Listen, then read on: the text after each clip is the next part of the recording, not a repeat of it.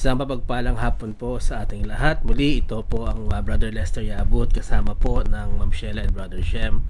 At kayo po ay nakasubaybay sa Hardin ng Panalangin, ng online ministry po ng MIBC Silangan na pinangungunahan po ng aming pastor Mike Tigan. Ayan, muli, magandang hapon po at please join us in another hour na tayo po ay makakapanalangin sa bawat isa at tayo po ay makakarinig din po ng short devotion for this afternoon. Batiin po muna natin yung mga nakakasama natin ngayong hapon na ito. Nanay Amihan Saria Yabut, good afternoon. Brother Cyril Escobar, magandang hapon din po. Nanay Celia Ignacio, good afternoon. Ate Beth Ako, magandang hapon po. At kay Sister Baby Aya, good afternoon din po. At kay Nanay Elvie Rivas, magandang hapon po. Ayan. At ang amin pong pakiusap, kung mapapadaan po kayo, mag-comment lamang po kayo upang mag-register po kayo sa ating live at mabati namin kayo mamaya sa katapusan po ng ating ministry. At hindi po kasi lahat nag-a-appear especially po yung nag-a-appear lang po yata dito yung kasama sa friend list ko, depende po, no? So kung magko-comment po kayo, yan, mag-a-appear po ang inyong pangalan. Nanay Faye Carpio, good afternoon po. Kasama din po natin na Ma'am Baby Villamiel at Brother Sam Digan, magandang hapon po. Ayan, tayo po ay magsimula na sa pamamagitan ng isang panalangin. Let us pray. Maraming banal na nasa langit, maraming salamat Panginoon sa kalayaan po na kami po ay makapanalangin sa inyo, na kami po ay makarinig ng inyong banal na salita. Patuloy niyong gabayan ang bawat isa ngayong hapong ito. Kami po ay matuto mula sa inyong salita. Dinggin niyo po ang aming mga panalangin at patuloy niyo po kaming ingatan. Maraming salamat Panginoon. Ito ang aking panalangin sa pangalan po ni Jesus. Amen at amen. Ayan, tayo po ay magbabasa muna ng ating mga praises and thanksgivings, and then yung ilang pong mga prayer request, maging sa ang mga nilalapit po natin sa Panginoon para sa kagalingan. At pero mamaya po babasahin po natin at papanalangin po natin lahat ng nandito po sa ating listahan. So patiin po muna natin ang mga nagdiriwang ng kanilang mga kaarawan ngayong linggong ito, April 9, ang Brother Nick Anthony Casiao at si Ma'am Esmeline Panisales de Vega. Yan, happy birthday po. At sa April 11 naman po, Pastor Dave de la Paz and Sister Magdalena Concepcion. Sa April 12, ang Pastor June Salcedo, and April 13 ay si Pastor Ariel Castillo. Advance happy birthday po sa lahat ng ating nabanggit. At wedding anniversary naman po sa April 10 ay anniversary ng Brother Alan and Sister Mia Miller. Ayan, happy anniversary. And then tadako po tayo sa ating mga praises. Ang inyong pong lingkod, ako po yung nagpapasalamat sa Panginoon sa araw-araw po na blessings na binibigay niya sa amin, maging sa pag-iingat niya po sa amin. And then from Sister Agnes Casiao, kanya pong praises ay tungkol sa patuloy na paggabay at pag-iingat po ng Panginoon sa kanila, sa kanyang baby at sa kanyang mga mahal sa buhay, at ang pagpo-provide po ng Panginoon sa kanilang needs. Ayan. And then ayan, meron po dito from ang Baby Villamil, papuri at pasalamat sa Panginoon, magaling na po ang kanyang sipon, at salamat din po sa mga panalangin. Magandang hapon po Ma'am Joyce Digan, and then Sister Helen Ortiz Poras, good afternoon din po. Ayan, salamat po sa pagsama niyo sa Hardin ng Panalangin. Dadako po tayo sa ating mga condolences. Tayo po ay nakikiramay sa Padua and Bayangat families for the passing of Mr. Romulo Padua. Ito po ang bayaw ng Sister Cerilyn Idos dyan po sa Baras. Patuloy po natin sila ipanalangin maging ang comfort po ng Panginoon sa Padua and Bayangat families. Dadako po tayo sa ilang mga sick brethren and loved ones. Patuloy po natin ipanalangin ang tingnan ko lamang po rito, no? From Ate Lisa Hardiniano, ang kanya pong panalangin ay para sa kanyang anak na si Marlon. Meron po siyang hypertension and hyperthyroidism. Si Moises naman po merong kidney problems and hypertension. Ipanalangin po natin sila. Ang kanyang mga apo merong ubo for the past 2 weeks. Si Beatrice Musica and Apollo Victor. At ang panalangin din po niya ay para sa kanyang pamilya na hindi man nakaka-attend ng church ay patuloy po sila na hindi iwanan ng Panginoon. Ayan, sama rin po natin sa ating panalangin ang ating expectant mothers, sina Sister Agnes Casiao and Arabel Bautista Ocampo. Dadako po tayo sa ilang mga prayer request. From Sister Agnes Casiao, kanyang panalangin, good health para sa kanyang baby at sa kanyang family, ang kanilang financial needs, salvation po ng kanilang mga mahal sa buhay, at patuloy na pag-iingat ng Panginoon sa kanila. At lalo na po sa kanilang papa na malayo sa kanila at ang kanyang safe delivery sa panganganak. From Sister Carmelita Belen, kanyang panalangin para sa buong family ng Belen at de Guzman. Patuloy silang ingatan, bigyan ng blessings at patuloy na bigyan ng wisdom and knowledge. At maging ang pag-aaral po ng Tatay Wilson at pag-unawa po ng mga bata at spiritual growth ng bawat isa. From Sister Lynn Hapitana, kanyang panalangin, good health po at pagkabay sa kanila sa araw-araw. Pag-iingat po sa kanyang asawa na si Jason at sa kanyang anak na si Jake. At pag-iingat din po sa kanilang pamilya na wala po magkasakit sa kanila. From Sister Rowena Galdones naman po, prayer request, good health po para at bigyan po sila ng Tatay Joel ng malakas na pangangatawan at gabayan po ang kanilang mga mahal sa buhay. Ayan. Patuloy po natin panalangin ang ating mga elder senior citizens. Ano po, matagal na natin hindi nabanggit. Banggitin po natin ulit, Nanay Elvie Rivas, Sister Susan Gloriani, Nanay Leonardo Saren, Ma'am Baby Villamiel, Sister Dory Esguerra, Nanay Rosario Concepcion, Tatay Ferdy, Nanay Amiha Nyabut, Brother Nick and Sister Lilia Santos, Auntie Ninita Saria, Tita Edith Santos, Sister Lourdes Mercalesha, Tatay Tony and Nanay Chedeng Chua, Nanay Norma Castillo, Brother Efren, Sister Lydia Inocencio, Nanay Celia Ignacio, ang Sister Susan Orara, Tatay Nori and Nanay Norma Santos, Nanay Daisy Alvarez, Sister Evelyn K. Kep, Nanay Cora San Jose, Mami B. Twins Ledesma, Sister Linda Gismundo, Nengat Dula, Daddy Apin and Mami Lucy Saria, Preacher Renato and Sister Esther Orhino, Luz Castillo, ang Nanay Lucy Broas, Brother Frank and Sister Percy Zapata, Lourdes Castillo, Tatay Mario Saria, Auntie Jovita Digan, si Toto Castillo, Tony and Letty Garovillas, Imazeni Paras, Noemi Murray, si Kuya Evan Chua, Sister Helen Ortiz Paras, Tatay Sonny and Nanay Winnie Krame, Kuya Radi and Ate Beth Akong, Sister Rosa Gutierrez, si Lando and Tess Abilion, si Corazon Bernardo, sama rin po natin sa prayers, Nanay Lucia Buenaflor, Alex and Beth Chua, Milagros Loquiao, Sister Dory Santos, James and Aggie Armstrong, Rowena Galdones, Nanay Fe Carpio, Perdi Rivera, Nanay Gertrude Severino at si Nanay Berbarda Lopez. Ayan po.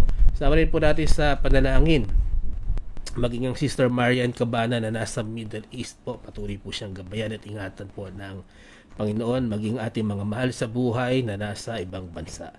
Ayan po. At yan po muna ang ating mga babanggitin. Tignan ko lang po kung meron na idagdag dito. Ang ating kaibigan na sila Arnie Adrias, magandang hapon. Salamat sa pagsama sa amin. Magandang hapon din po kay Nanay Winnie Krame. Good afternoon. And then prayer request po, isama po natin ang spiritual strength and physical strength, maging ang good health, wisdom and spiritual growth kay Sister Baby Aya. And then sabi po ng Nanay Fe Carpio, salamat sa kalakasan sa Carpio family at kasama natin sa prayers ang kanilang health at financial needs, maging ang unspoken desires po nila. Ayan. Alright. Sige po, patuloy lamang po kayo magpadala ng inyong mga prayer request at yan po ay isasama natin sa ating prayer time mamaya. At this point po muna ay makakarinig po tayo ng isang special number.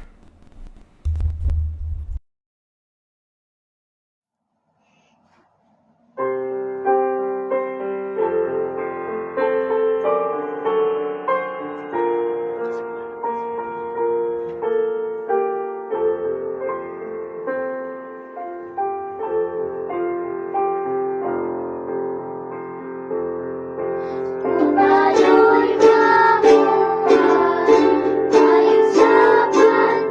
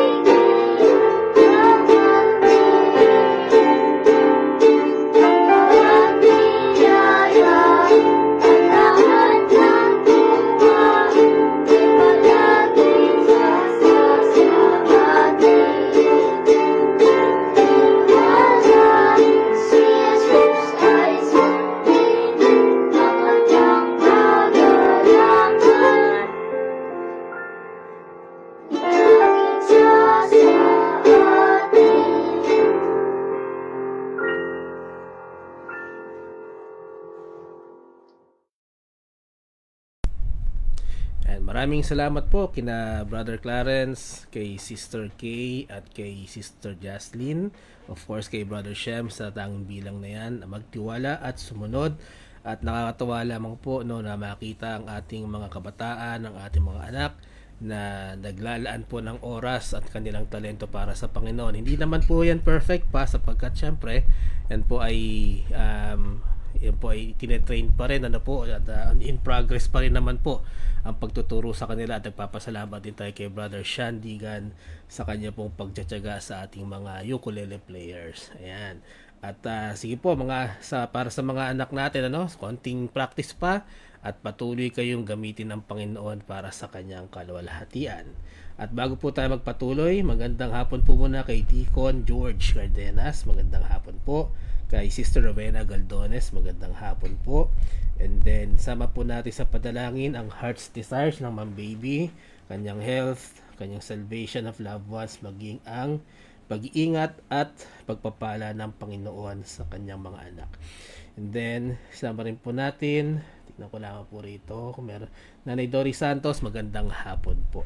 Ayan po. Tayo po ay tutungo na sa ating short devotion this afternoon. Please get your Bibles and turn them to the book of Genesis. Yan po ay ang unang libro ng ating banal na kasulatan. Main text po natin ay kukunin natin sa chapter 32. Ayan, Genesis 32 from verse 24 to 30. Genesis 32 verse 24 to 30. At ito po ang sinasabi ng banal na kasulatan. And Jacob was left alone, and there wrestled a man with him until the breaking of the day. And when he saw that he prevailed not against him, he touched the hollow of his thigh, and the hollow of Jacob's thigh was out of joint, as he wrestled with him. And he said, Let me go, for the day breaketh. And he said, I will not let thee go, except thou bless me. And he said unto him, What is thy name? And he said, Jacob. And he said, Thy name shall be called no more Jacob, but Israel. For as a prince hast thou power with God and with men, and hast prevailed. And Jacob asked him and said, Tell me, I pray thee, thy name. And he said, Wherefore is it that thou dost ask after my name? And he blessed him there. And Jacob called the name of the place Peniel, for I have seen God face to face, and my life is preserved. Ang ating title po ng devotion this afternoon is The Struggle is Real. The struggle is real. Tayo po ay manalangin at humingi ng gabay sa ating Panginoon. Let us pray. Ama naming madala na sa langit, ang Ama naming makapangyarihan sa lahat, sa inyo po nang gagaling ang lahat ng karunungan, Panginoon. Tulungan niyo kami, Panginoon, na babuksan ang aming mga puso at isipan sa pag-aaral namin ng inyong salita ngayong hapong ito. Nawa, Panginoon, ay matuto kami at gamitin namin, matututunan namin sa araw-araw. Maging ako po na pagdadaluyan po ng inyong mensahe ay itago niyo sa inyong likuran. Magmakita ang aking kahinaan, bagkus ang inyong salita at inyong mensahe po marinig ng bawat isa. Maraming salamat, Panginoon. Ito ang aking panalangin sa pangalan po ni Jesus. Amen at Amen. Ayan po. The struggle is real. Yung ating pong binasa na main text natin, makikita po natin kung saan si Jacob, ang isa sa mga patriarchs po, ay nakipagbuno sa Panginoon. So sabi rito, Jacob wrestled with God. At naniniwala ako sa verse 30, kasi sinabi dun sa verse 30, sabi ni Jacob, and Jacob called the name of the place Peniel, for I have seen God face to face, and my life is preserved. Kaya po masasabi natin, ako personally naniniwala ako na talagang siya po ay nakipagbuno sa ating Panginoon. At mas marami siguro mga mangangaral na mga talaga nag-aral at maaari makapagbigay ng mas malalim na interpretasyon sa ating binasa. Pero ako po personally, isa to sa mga manifestations ng ating Panginoong Hesukristo nung siya po sa Old Testament. Hindi naman po siya kasi nagpakilala. Pero ako po naniniwala na ito yung isa sa mga pagkakataong kung saan ang ating Panginoong Hesukristo ay nakipag-usap at nakikipag-interact sa mga tao po sa Old Testament. Katulad po na ako ay naniniwala na si Melchizedek, yung sinasabi po na high priest, ng ating Panginoon, kung saan si Abraham naman po, no, ay nagbigay ng kanyang tithes and offering kay ang ating ding Panginoong Hesukristo, sapagkat sinasabi rin po ron na sa Hebrews 7 mababasa natin dito na si Melchizedek, ang hari ng Salem, ay tinatawag din hari ng kapayapaan, at wala siyang nanay, wala siyang tatay, wala siyang beginning and wala siyang end. So wala siyang pasimula at wala siyang katapusan. Wala naman pong taong ganun, no?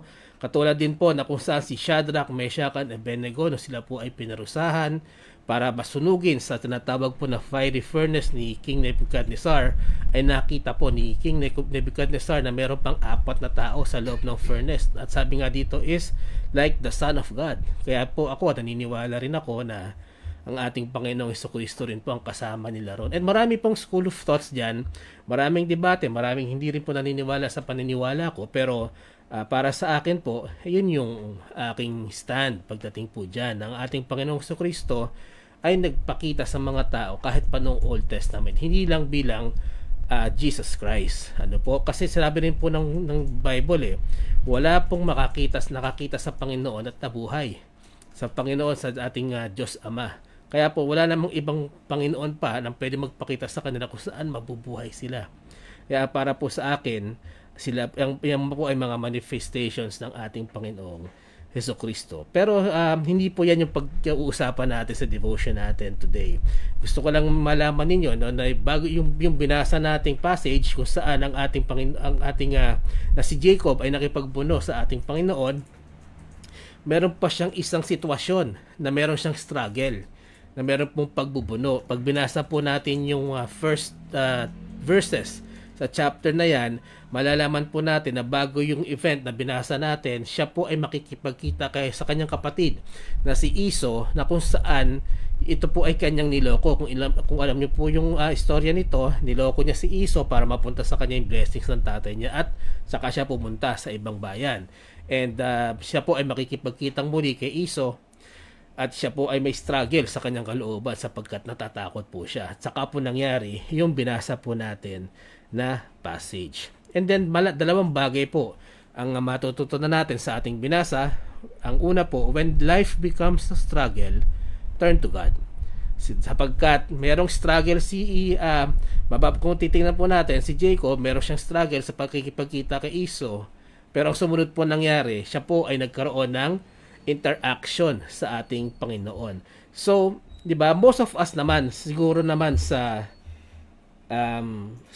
katayuan ng buhay natin ngayon, maliban siguro sa sobrang mga bata pa, no? Pero siguro karamihan sa mga nakikinig sa atin ngayon, alam naman natin na kaakibat na, no, ng buhay natin sa mundong ito ang pasakit, ang mga struggle. Sa simula pa lamang po na tayo ipinanganak, 'di ba? Meron na agad struggle ang mother and child, no, sa mga mothers, 'di ba, sa pagpanganak, nagkakaroon ito ng struggle, no, na maipanganak yung bata. Kaya nga ang tawag diyan ay labor, no, nagli-labor yung mother, nagkakaroon ng mga natural contractions para maipanganak yung bata. At doon pa lang po may struggle na. At sa bata naman, pagkamanganak, ang unang dapat niyang gawin ay huminga, no, yung kanyang first breath, at ito ay struggle din. So iba nga, talagang pinapalo pa para ibuka ng bata ang kanyang mga baga. So sa pagkapanganak pa lang natin, meron ng struggle. And again, maraming beses ko na rin po sinasabi siguro sa inyo, no, na matagal na sumusubaybay sa Hardin ng Panalangin. Lagi naman po natin sinasabi na pag naging mananampalataya ka kay Kristo, hindi po ito magic, no, na nag-exempt, na nawawalan ka ng problema sa buhay, na nawawalan ka ng struggle, na nawawalan ka ng challenges. Kasi kung totoo po yan, no, di sana sa Bible mababasa natin na nung si Jacob, no, sana hindi siya nag-struggle sa kanyang deception. Si David, sana hindi siya nagkaroon ng struggle sa kanyang kasalanan, sa kanyang desire, ano. And then si John the Baptist, sana hindi siya nag-struggle sa kanyang unbelief sa ating Panginoong Hesukristo. Sana si Peter, hindi siya nag-struggle sa kanyang temper. Imagine, ito na po yung mga tao na kasama ng ating Panginoong Hesukristo. And si David and si Jacob were great men of God. No, they walk They walk under God's righteousness, 'di ba? Sila ay nakaka-interact ng ating Panginoon, pero they still have struggles. They have their own personal struggles. Meron din sila mga problema. So, ulitin ko lang po, no? Hindi po ibig sabihin na tayo naging mananampalataya sumunod sa ating Panginoong Kristo ay mawawalan tayo ng struggle sa buhay na ito. Hindi po 'yan totoo. So, more often than not, sabi nga, 'di ba, mas madalas pa kung kailan ka naging mananampalataya, kung kailan ka naging Kristiyano, tsaka mas dumadagdag yung struggle mo sa buhay. 'Di ba? Sa buhay po nating ito. Bakit po? Kasi alam naman natin na sinasabi din ng banal na kasulatan, ang naghahari sa mundong ito sa ngayon ay si Satanas, no? Ang ating kalaban, si Satan. At pagka tayo po ay sumunod sa ating Panginoong Diyos, nagkakaroon tayo ng struggle na tayo bilang tao na namulat tayo sa mundo na kung saan pinaghaharian ito ng dyablo, ay magkakaroon tayo ngayon ng struggle na sumunod sa ating Panginoong Diyos na ibang iba po sa nakagawian natin. So doon pa lang struggle na no? So pag tayo naging mananampalataya, merong desire to walk with God na yung kanyang katwiran ay ating sundin. At yun po ay syempre nilalabanan ng present world natin. Kaya po kung may maririnig kayong mga ngaral na nangangako sa inyo na pagka naging mananampalataya ka, pag umanib ka sa kanila, yayaman ka. Naku po, mag-ingat po tayo dyan. No? Mag-ingat po tayo sa mga ganyan mga ngaral. Ang tawag po dyan ay prosperity preachers. Na ang pangako ay magkakapera ka, giginhawa ang buhay mo, mawawalan ka ng problema pagka umanib ka sa kanila. Hindi po totoo yan. Kasi kung totoo po yan, di sana sina Pedro, no? Ang kanyang 12 alagad, nung sila ay kasama ni Kristo, wala silang problema. Ay hindi, meron din po eh. Madalas nga po, nare-rebuke din sila ng ating Panginoon. So, spiritually speaking, no, bilang mga mananampalataya, ang struggles po natin, hindi naman physical. Kumbaga, most of the time, spiritually speaking, ang struggle natin ay spiritual. Sabi po yan sa Ephesians 6, a very familiar verse. Pag binasa po natin yan. Ephesians 6, 12 to 13. Sabi rito, for we wrestle not against flesh and blood, but against principalities, against powers, against the rulers of the darkness of this world, against spiritual wickedness in high places. Sabi dito, wherefore take unto you the whole armor of God, that ye may be able to withstand in the evil day, and having done all, to stand. Yan po ang sabi ni Pablo sa mga taga-Efeso, na ang ating pong pagtutunggali, di ba, bilang spiritual battle, hindi naman sa flesh and blood pero ang tinatawag po nilang principalities, powers. Pagka tinignan po natin, pinag-aralan natin sa Biblia, ito po ay spiritual beings. At sabi nga po dito, they are the rulers of the darkness of this world. Sila po ang namumuno sa kadiliman ng mundong ito, sa wickedness po, no, sa mundong ito. Kaya nga po tayo bilang tao, nag-i-struggle na tayo sa araw-araw, di ba? Sa buhay natin sa araw-araw, marami tayong problema. May problema tayo sa saan tayo kukuha ng pagkain. May problema tayo saan tayo kukuha ng pera, di ba? Meron tayong problema na tayo ay sinasaktan at nasasaktan ng ibang tao, nakakasakit din tayo ng ibang tao. Pero kaya nga lagi natin sinasabi na kapag sumunod ka, nagpasya ka sumunod sa ating Panginoong Kristo, mag-a-add ka pa ng isang struggle. Ano po yun? Yung spiritual struggle, no? Kaya nga po, pagka tayo ay naging mananampalataya, a new man is born within you. Diba? Meron kang old self, yung carnal flesh self mo, at pagka ikaw ay naging mananampalataya, nagkakaroon ka ng spiritual man, yung new self, na kung saan dapat yun. Doon pa lang may struggle na paggising mo, sino susundin mo? Yung dating ikaw na makasalanan, o yung bagong ikaw na ang dapat ng lahat ng ginagawa mo ay ayon sa ating Panginoong Hesukristo. So doon pa lang nag-add pa tayo ng isang struggle.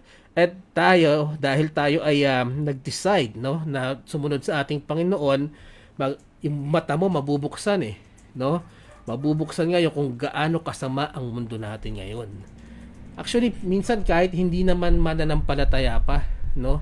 Kung ikaw ay isang rational na tao, nakakarinig ka ng balita, nakakanood ka ng TV, ng mga balita, 'di ba? Nakikita mo yung kasamaan ng mundo Pero lalo na kapag nabuksan ng iyong isipan, ng iyong puso sa Panginoon dahil sumusunod ka sa Kanya, mapag-aralan mo sa Biblia na ito ang mga bagay na kinukonsider ng Panginoon na karumal-dumal, mas lalong mabubuksan ang ating mga mata sa kung gaano kasama ang mundo na meron tayo ngayon. So, hindi po siya madali, no? Sabi dito, pag binasa natin, we've wrestled against powers and rulers of darkness. Ito po kasi yung mga nag-i-influensya sa buong mundo. Kaya nga po masama ang buong mundo ayon sa paningin ng Panginoon sapagkat nai-influensyahan ito ng mga wicked spiritual beings, no? Na sinasabi nasa high places. So maaari ito yung mga na-influensyahan din nila yung mga hari, yung mga governors, sabi nga po dito, no? So that's the reason na sinasabi rin ni Pablo na huwag tayong mag-conform sa mundong ito. Kasi kung ito ay pinaghaharian ng spiritual wickedness, ng darkness of the rulers of this world, ibig sabihin may impluwensya sila sa mundong ito, na impluwensya nila ay kasamaan din. Kaya nga sabi ni Pablo sa Romans 12:12, basahin po natin yan sa New Testament. Sabi rito, Romans 12:12, and be not conformed to this world. 12:2 pala, sorry. Romans 12:2, and be not conformed to this world, but be ye transformed by the renewing of your mind, that ye may prove that what is that good and acceptable and perfect will of God. So, bilang mananampalataya, sabi sa atin ni Pablo, huwag kang tumulad sa mundo. Instead, tingnan mo, 'di ba? Be transformed sa pagbabago ng ating isipan upang mapatunayan po natin kung ano, 'di ba, ang mabuti at acceptable at perfect ayon sa Diyos. Hindi po ayon sa atin, hindi ayon sa standards ng mundo. And most of the time, this is a more personal inner struggle. Individual struggle po ito. Hindi po natin to struggle sa mga kapatiran natin. Hindi po to struggle sa mga magulang natin, no? Hindi to struggle sa ibang tao.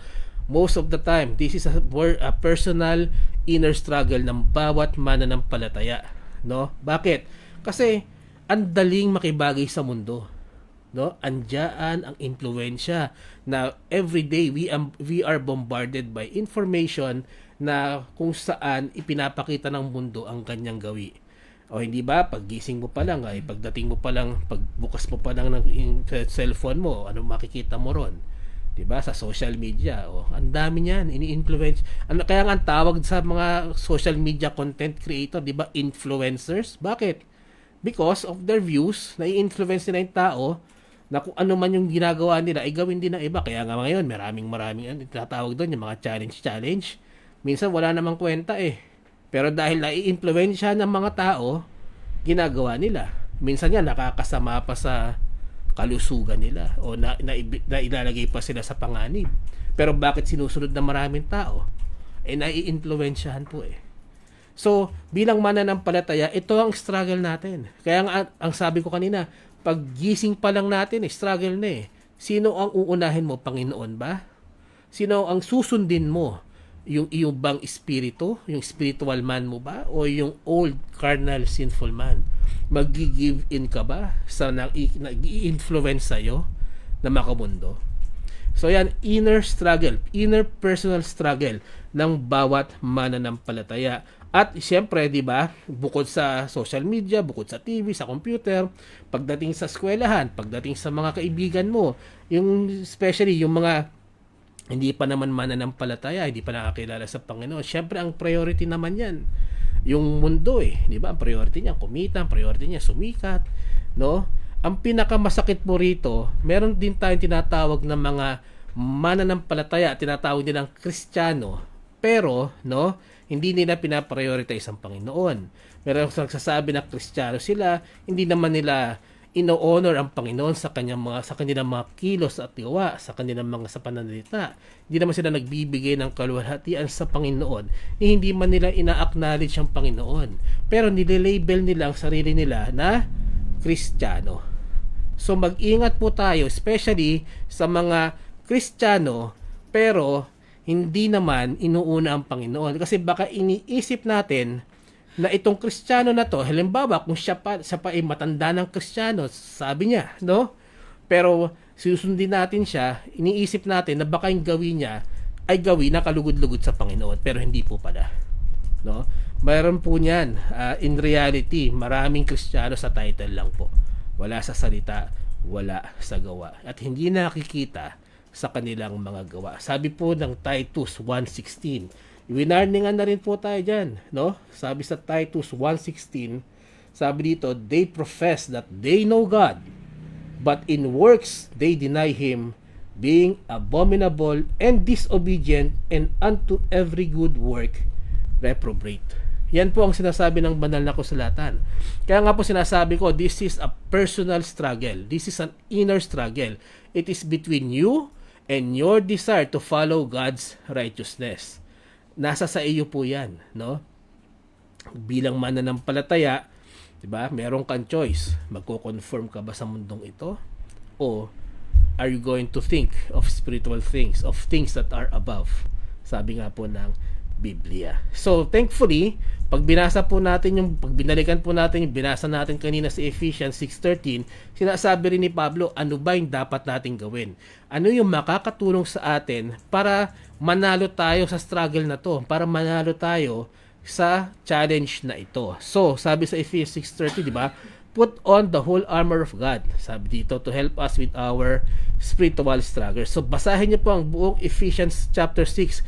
Inilagay na po ni Pablo lahat dyan. Pero gawin natin, i-summarize lang po natin dito. Sabi dito, loins girt about with truth, breastplate of righteousness, gospel of peace, shield of faith, helmet of salvation, and sword of the Spirit, which is the Word of God. Yan po ang mga bagay na dapat ibaluti natin. Diba? Spiritual armor na lagi natin dapat na ginagamit upang ma-overcome natin ang everyday struggles natin. At hindi nyo naman kailangan magbayad. Hindi nyo para magkuha nyo itong mga bagay na to, ang kailangan nyo lamang po una, di ba? Itong sequence. Sword of the Spirit muna, the Word of God. Pag binasa mo ang Biblia, no, makikita mo diyan ang katotohanan ng Panginoon, the truth. Makikita mo rin diyan ang righteousness ng Panginoon, the righteousness of God. And then dito, makikita mo rin at matutunghayan mo ang gospel of peace. At pag napag-aralan mo na yan, kapag ikaw ay kumbaga nakita mo ang katotohanan ng Diyos, ang kabanalan ng Diyos, ang kanyang awa sa atin, ang pagmamahal niya sa atin sa pamamagitan ng gospel of peace, yan po, dapat magkaroon ka ng pananampalataya. Dito na po papasok yung faith. At pagka meron ka na po dito, no, yung gospel, yung salvation. This is the sequence, no? Word of God muna, dapat makarinig ka nito or mabasa mo ito, matunghayan mo ang katotohanan at katuwiran ng Panginoon. At from there, makita mo at masumpungan mo ang gospel of peace. At kung magkakaroon ka na ng pananampalataya, magkakaroon ka ng salvation. So, pagka meron ka ng lahat ng ito, no, bilang mananampalataya, kung kayo naniwala sa ating Panginoong Kristo, sa kanyang ginawa sa krus ng Kalbaryo, no, siya po ay pinako sa krus, namatay, inilibing, at sa pangatlong araw na buhay na mag-uli, upang tayo po ay magkaroon ng kapatawaran sa lahat ng ating mga kasalanan, at tayo po ay mailigtas mula sa impyerno. When you believe that, you put the whole armor of God every day. Don't stop learning about the truth. Don't stop learning about God's righteousness, no? You spread the gospel of peace. You exercise your faith and you appreciate your salvation. Lahat po yan gawin nyo araw-araw at yan po ay makakatulong sa atin para ma-overcome natin ang ating spiritual struggles. At pangalawa po na matutunghayan natin at malalaman natin, base po sa binasa natin sa ating main text, when you struggle with God, no, hold on to Him. When you struggle with God, hold on to Him. Sa ating Christian life, no, sa ating buhay espiritual, katulad ng kung saan si John the Baptist, nagpadala siya ng 2 alagad. Tinanong niya si Kristo, ikaw nga ba ang hinihintay namin? Nagkaroon siya ng doubt kay Kristo. Hindi po kasi ano yun kumbaga parang part of our Christian life na meron talaga tayong mga pagkakataon na nagkakaroon tayo ng doubts, no? Pero we have to admit na with that, kasama rin minsan sa buhay Kristiyano natin, ang struggle natin minsan sa Panginoon 'Di ba? Struggle natin, susundin ba natin yung Panginoon? O minsan ang ating Panginoon ay sinusubok tayo, no? Nagbibigay siya o nag-aalaw siya na may mga bagay na mangyari sa buhay natin na hindi natin gusto para mapakita niya ang kanyang kaluwalhatian at kanyang habag.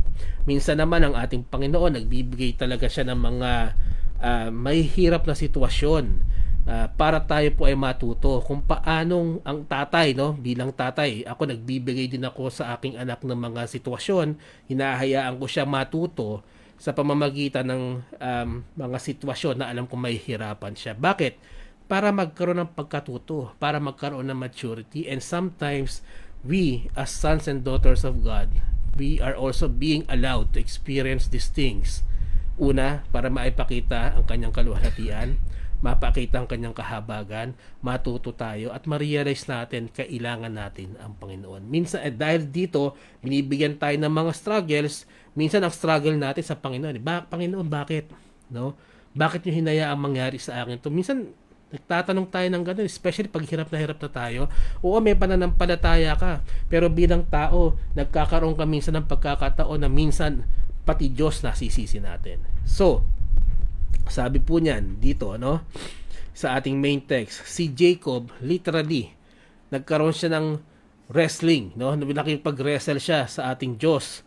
Pag sinabi po nating wrestle, ito po ay, kung kayo ay katulad ko na nanonood dati ng wrestling sa TV, ito po ay struggle. Merong dalawang dalawang character at naglalaban po sila. So pag sinabi natin wrestle, merong paglalaban.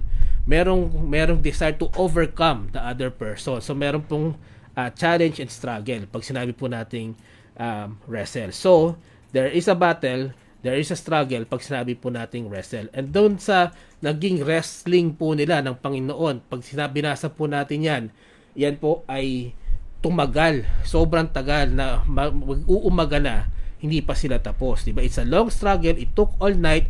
At anong ginawa ni Jacob? Tayo nga minsan sa maliit na struggle, ano na tayo, diba? Konting hirap lang, minsan umaayaw na tayo Pero sa binasa po natin, maihahantulad po natin ito na ang struggle po niya is mahirap at matagal. Pero kahit mahirap po ito, kahit matagal na to, anong ginawa ni Jacob? Hindi niya hinayaang makawala sa kanya ang Panginoon. 'Di ba? Naging persistent siya na he held on to God. He held on do sa taong, sa Diyos na ka-wrestling niya, at he kept him closer. 'Di ba? Kahit ang Panginoon ang ka-struggle niya, imbis na itaboy niya yung Panginoon para mawala yung paghihirap niya, imbis na ilayuan niya ang Panginoon, anong ginawa niya? Hindi niya siya binitawan. He kept the Lord closer to him habang siya po ay merong struggle, kahit sa Panginoon ang struggle niya. So maging katulad po tayo ni Jacob, mga kapatid, kapag anuman ang struggle natin sa buhay, anuman ang paghihirap natin sa buhay na nararanasan natin ngayon, kapag ang Diyos mismo ang nagbibigay sa atin ng pagsubok, maging katulad po tayo ni Jacob. The more struggle that we have, the more we should hold on to God closer to our lives. Dapat ganun po ang ating reaction sa bawat struggle. Hindi yung ayoko na Panginoon, naglilingkod naman ako, nagtatapat naman ako, pero binigyan mo pa ako ng ganito. Dapat hindi ganun Kung tunay tayong mananampalataya, dapat alam natin, kahit ang Diyos ang nagbigay sa atin ng pagsubok, na kailangan natin ng Diyos, at ang Diyos lang din ang makakapag-alis sa atin ng mga pagsubok na yon. Dapat ganun ang mindset po natin, katulad ni Jacob. Kahit mahirap, kahit matagal, no? Hold on to God. Huwag natin siyang pakawalan. Diba? Let us continue to seek God. Let us continue to pray to God. Diba? Ano man yung struggle natin.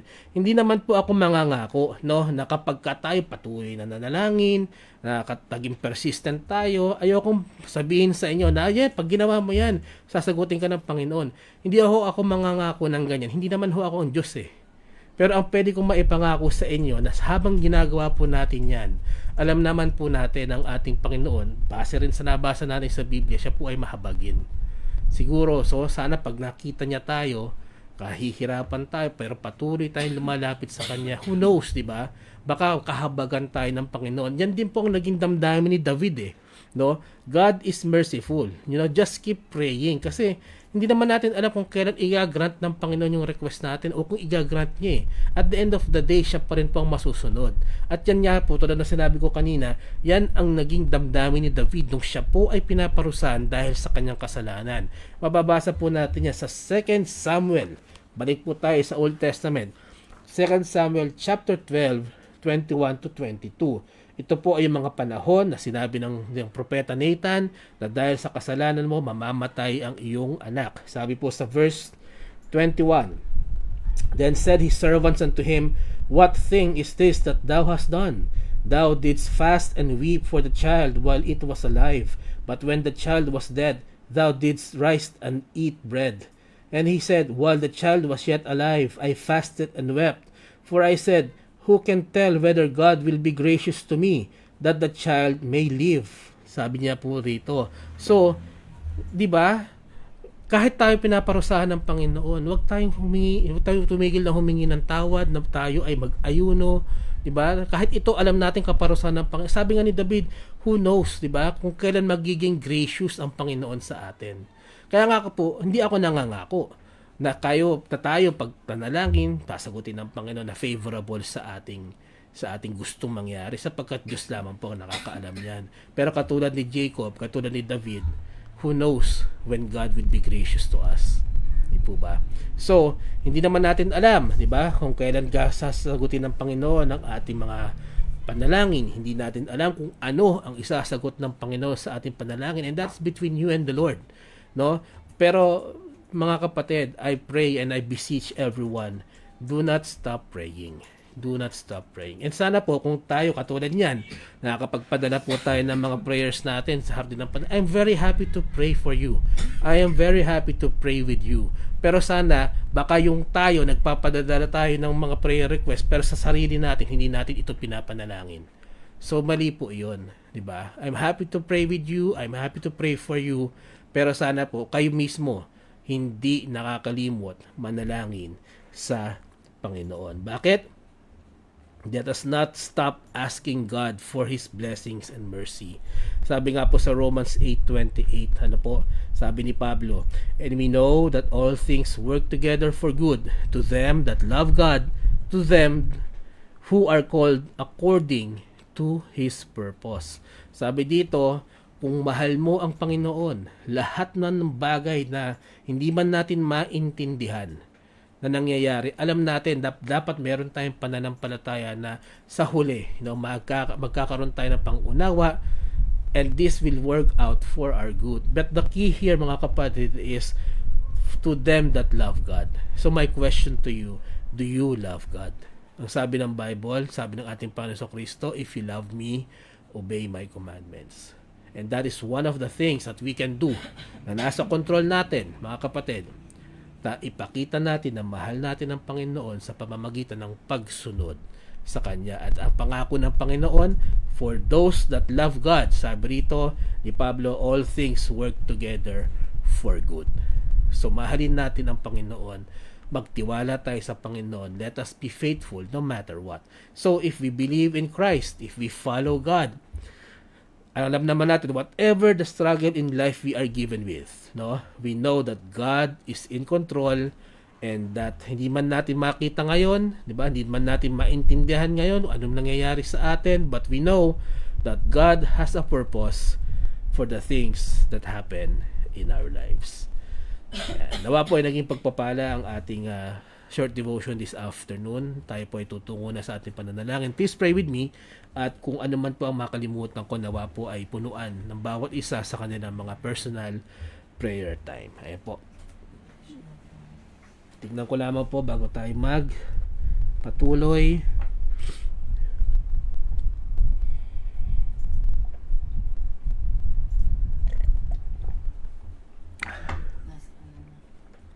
Nandun na. Sige.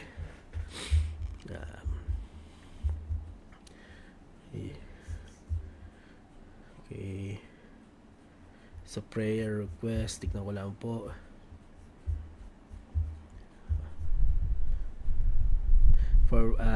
Okay, sama rin po natin sa panalangin. Okay, nandito na po. Sige. isasama na po natin to sa ating prayers. Okay?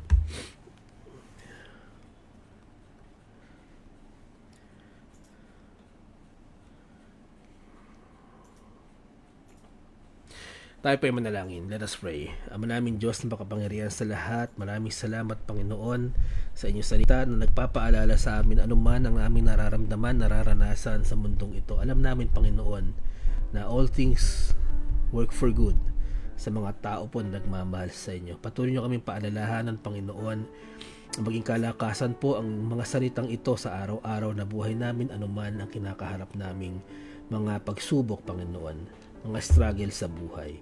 Maraming salamat Panginoon sa araw na to. Salamat po at nagpupuri kami sa iyo sa mga taong nagdiriwang ng kanilang kaarawan. Nawa po patuloy nyo na hawakan ang bawat isa at pagpalain. Mag-isa nagdiriwang ng kanilang anniversary kay Brother Alan at Sister Mia. Patuloy nyo sila na kayo po ang pumagitna sa kanilang pagsasama at patuloy niyo po silang pagpalain. Pasalamat kami sa lahat ng mga papuri. Kami po ay nagpupuri Panginoon sa lahat po ng inyong nagawang mabuti sa amin. Salamat Panginoon sa pag-iingat nyo sa bawat isa, sa pag-provide nyo ng mga pangangailangan namin, maging sa pagpapagaling nyo po ng aming mga karamdaman. Maraming salamat po. Patuloy namin nilalapit ang Padua and Bayang at families. Bigyan nyo po ang comfort ang pamilyang ito sa passing po ng kanilang mahal sa buhay ni si Romulo Padua. Kayo po Panginoon ang humawak sa bawat isa sa mga loved ones po na naiwan.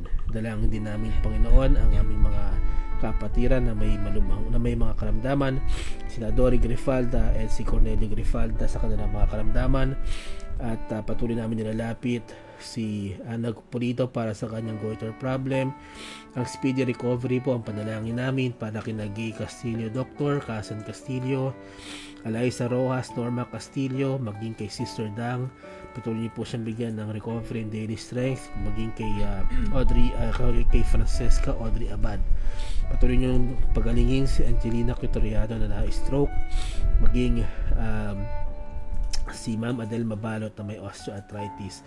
Nalapit namin ang Imazeli para sa kanyang health, maging sa lahat po na may karamdaman.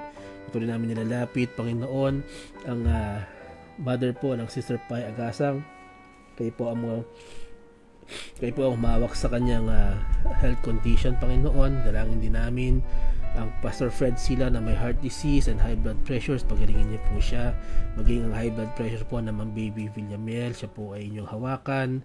Ngayon din Panginoon ang nalapit namin ang Nanay Lourdes Mercalesia sa kanyang bukol sa leeg, siya po ay inyong pagalingin. Ang Nanay Elvie Rivas, ang kanyang sakit sa likod, siya po ay inyong pagalingin. Patuloy namin nalalapit Panginoon si Lai Lagon na mayroong kidney stone, at si Sister Salvacion Vargas na may mataas na BP. Hawakan niyo po sila Panginoon. Nilalapit namin Panginoon ang Brother Marsaren sa kanyang pananakit, sa kanyang pakiramdam, sa pananakit ng ngipin. Siya po ay niyang pagalingin, maging ang kanyang nanay na si Leonardo Saren. Nilapit namin Panginoon ang Nanay Faye Carpio sa kanilang pinansyal na pangangailangan at kalakasan, at dalangin din namin si Kevin Bihasa, pero siyang heart enlargement Panginoon, siya po ay inyong hawak at pagalingin. Nilapit namin patuloy Panginoon ang Pastor Dito Paraiso, pagalingin niyo po siya at bigyan niyo po siya ng complete recovery. Nilalapit din namin Panginoon si Emilio Hapitana sa kanyang bukol sa leeg, siya po, kayo po magpagaling sa kanya. Ngayon din Panginoon, nilapit namin si Mama Glo Agudon sa kanyang kalakasan at kalusugan, at nilalapit din namin ang Sister Sheila sa kanyang sore throat, cough and colds, kayo po magpagaling sa kanya. At patuloy namin dinadalangin na mawala na rin po ang ubot sipo ng anak ni Angelica Guson at ang bukol po sa ulo ng kanyang bunso. Nalapit namin Panginoon si Marlon na may hypertension and hyperthyroidism, si Moises na may kidney problems and hypertension, ang mga anak po ng Ate Lisa Hardiniano, maging kanyang mga apo na sina Beatrice at Apollo. Pagalingin niyo po ang kanilang ubo at patuloy niyo pong hawakan ang kanyang pamilya. Nalapit namin Panginoon ang aming mga kapatirang may malulubhang karamdaman, sina June Santos, Esther Mariano at Rex Rosales na nagdadialysis, sina Emma Reyes, Lorea Jade Borja, Corazon San Jose, Julita Elizaralde, Jason Juarez at Mary Ribamonte at Amparo Cruz na may mga cancer, sina Efren Inocencio, Berbardo Lopez, si Perlis Kaar at Frank Hardy na may mga diabetes. Hawakan niyo po sila, Panginoon. Kayo po magbigay ng pinansyal din ang pangangailangan sa kanilang mga medical procedures, Panginoon, at pagalingin niyo po sila. Patuloy namin nilalapit, Panginoon, ang mga prayer request ng mga kapatiran, mga mahal namin sa buhay, ng Sister Dang Chua, kanyang mga anak si Grace, Faith, and Mercy. Patuloy niyong pagpalain at bigyan ng wisdom sa kanila pong mga desisyon na gagawin. Ngayon din, Panginoon, ang continuous health and growth para sa apo ni Yan Uytuwa Badsarevic at continuous strength and grace po ni Emily Buse. Patuloy namin nilapit, Panginoon, ang spiritual strength, ang spiritual growth, ang physical strength and good health po para kay Ma'am Sheila at kay Brother Shem. Maging si Brother Shem, Panginoon, bigyan niyo po siya ng wisdom, knowledge, and understanding sa kanyang pag-aaral. Maging ang inyong likod, Panginoon, sa inyong mga binigay, pinagkatiwalang ministries at sa akin pong pinagkakakitaan. Patuloy niyo kong nilalapit, Panginoon, ang Brother Robert Soriano sa pag-aayos po ng kanilang petition papers papunta sa US. Ngayon din, Panginoon, patuloy niyong bigyan ng physical and spiritual strength ang Sister Doris Santos. Hawakan niyo po, Panginoon, ang pamilya at mga mahal sa buhay ni Maricel Peña Quiambao. Bigyan niyo po ng maayos na kalusugan. Ngayon din, Panginoon, ang spiritual life and studies ng Brother Sam, Sister Milka, and Brother Shan. At patuloy niyong ingatan ang Bigan family, Panginoon. Patuloy namin nilalapit ang Sister Malulaw, ang kanyang family members, spiritual growth.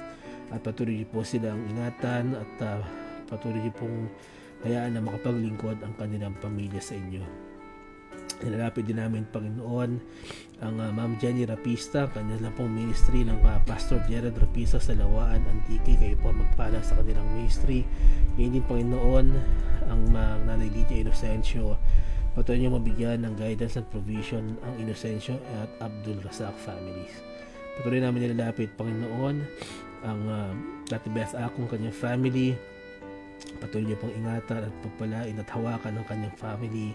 Ngayon din ang Nanay Gertrude Severino, bigyan niyo po ng kalakasan at patuloy niyong bigyan ng maayos na kalusugan ang kanyang pamilya at mahal sa buhay.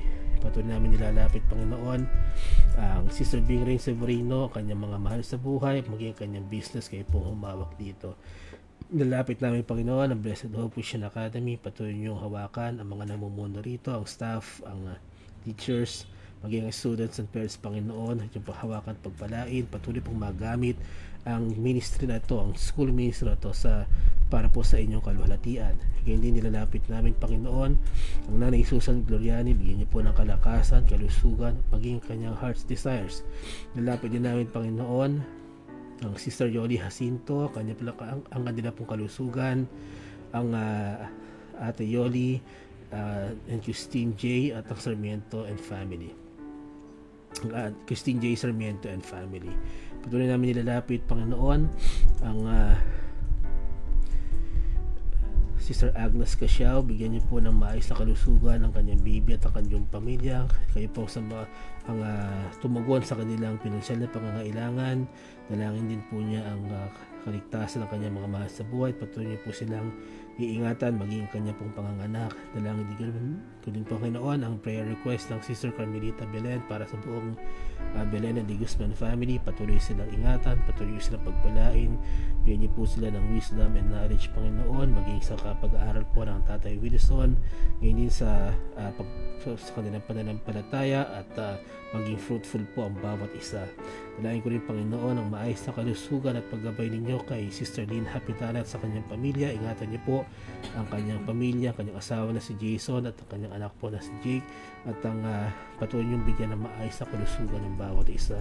Dalangin ko rin, Panginoon, maayos na kalusugan para kay Sister Rowena Galdones at bigyan niyo po sila ni Tatay Joel ng malakas na pangangatawan at patuloy niyong gabayan ang lahat po ng kanilang mahal sa buhay. Dalangin ko rin, Panginoon, ng spiritual strength and physical strength ng Sister Baby Aya at patuloy na bigyan niyo po sila ng maayos na kalusugan, wisdom, and spiritual growth. Patuloy ko nilalapit, Panginoon, ang kalakasan ng Carpio family at maging kanilang pinansyal na pangangailangan and spoken desires.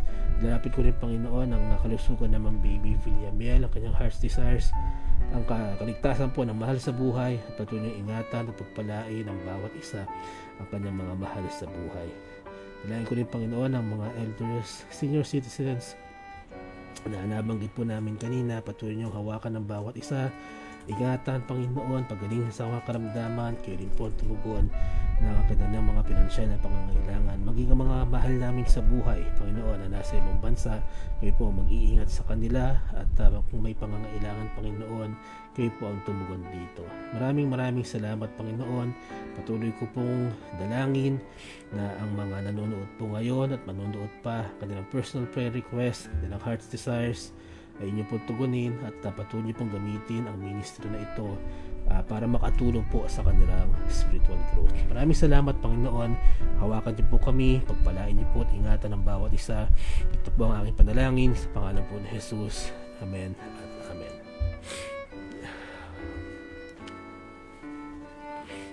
Okay. Amen. Maraming salamat po muli sa pagsama niyo sa amin sa hapong ito. Ang hardin ng panalangin po ay babalik sa Thursday sa pangunguna po ng Preacher Gary Chua. Bukas po ang ating midweek service sa pangunguna po ng Pastor Mike Digan at tayo po ay tutungo na sa pagbati sa ating mga nakasama this afternoon. Ayan.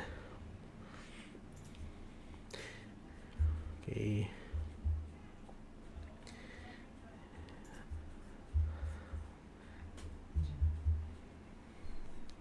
I-refresh ko lamang po ang aking computer at mukhang nagbabagal ang aming internet.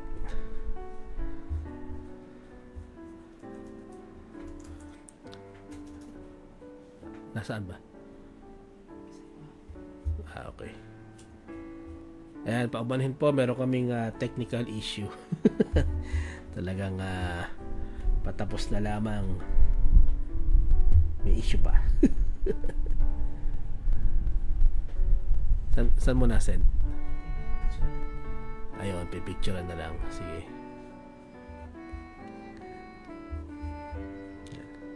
Pag pamanin may sakit po ang aking technical staff. Yan na. Inom ka na ng gamot mo, ha?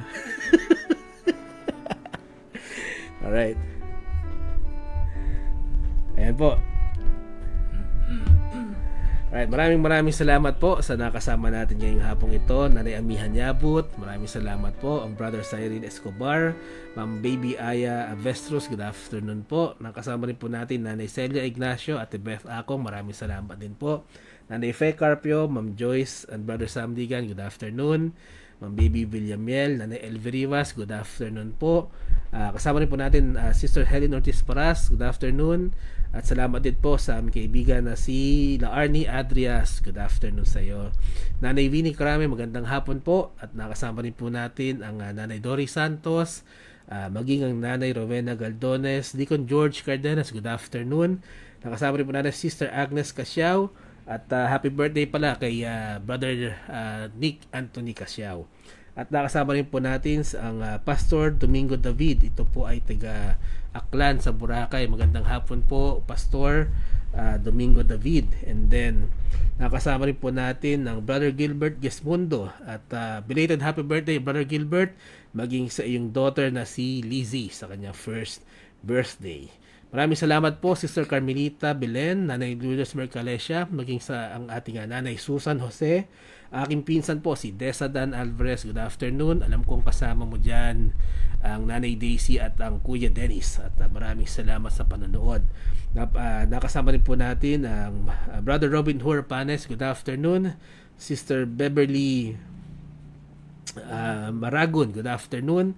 Ang Sister Ami Kayabia, magandang hapon po. Maging kay Sister Nika Hernandez, kay John Juancho Ko, good afternoon din po. Maging kay Sister Bingray Severino, magandang hapon po. Ayan po. At maraming salamat po sa lahat ng nakasama namin ngayon. Paumanhin po kung meron po akong na-miss out. Ma'am tingnan ko lang. Ma'am Jenny Rapista, good afternoon po, at regards din po kay Pastor Gerald. And then Ma'am Lynn Hapitana, good afternoon din po. Ayan po. At kung meron po kami hindi nabati, ay paumanhin po. Muli, we encourage you to leave a comment para po mailista namin. At para sa end po ng ating gawain, ay mabati po namin ang bawat isa. Maraming salamat po muli sa inyong suporta sa atin ng panalangin. At patuloy lamang po tayo magtiwala sa ating Panginoon. God bless you all.